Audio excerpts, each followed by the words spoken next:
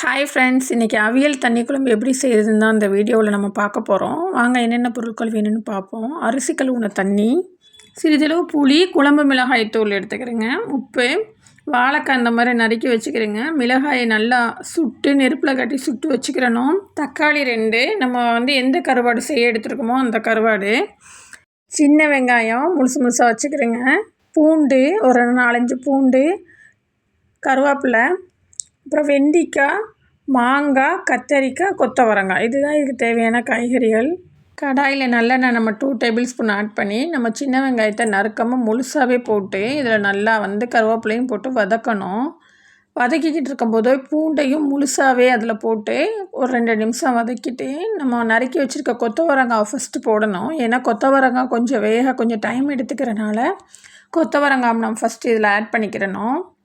Add பண்ணி நல்லா வதக்கிட்டு நம்ம வெண்டிக்காயையும் கத்திரிக்காயையும் இதில் நெக்ஸ்ட்டு இதில் ஆட் பண்ணி அதையும் வதக்கணும் லைட்டாக 2 நிமிஷம். அடுத்தது நம்ம வாழைக்காய் ஆட் பண்ணணும். 1 by 1 தான் ஆட் பண்ணிட்டு வரணும். ஏன்னா சீக்கிரம் வேகிறத லேட்டாக போட்டால் தான் அது கழியாமல் இருக்கும். இல்லாட்டி எல்லாத்தையும் மொத்தமாக போட்டு செய்யும்போது சீக்கிரம் வேகிறத கழிஞ்சு நம்மளுக்கு எடுக்க முடியாது. அதனால தான் 1 by 1 ஆட் பண்ணுறோம்.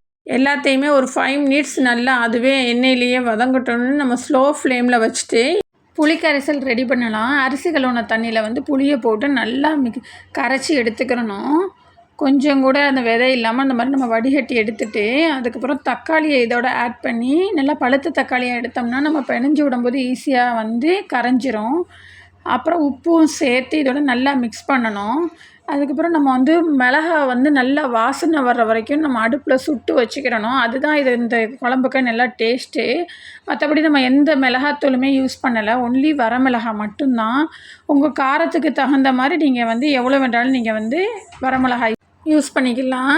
இப்போ நல்லா ஓரளவுக்கு நல்லா குக் ஆகிடுச்சு. இந்த டயத்தில் நம்ம கரைச்சி வச்சுருக்க அந்த கரைசல் இதில் ஊற்றிட்டு நம்ம குழம்பு மிளகாய் தூள் 1 டேபிள் ஸ்பூன் இதோட ஆட் பண்ணணும். அதிகமாக ஆட் பண்ண தேவையில்லை, லைட்டாக 1 ஸ்பூன் ஆட் பண்ணால் போதும்.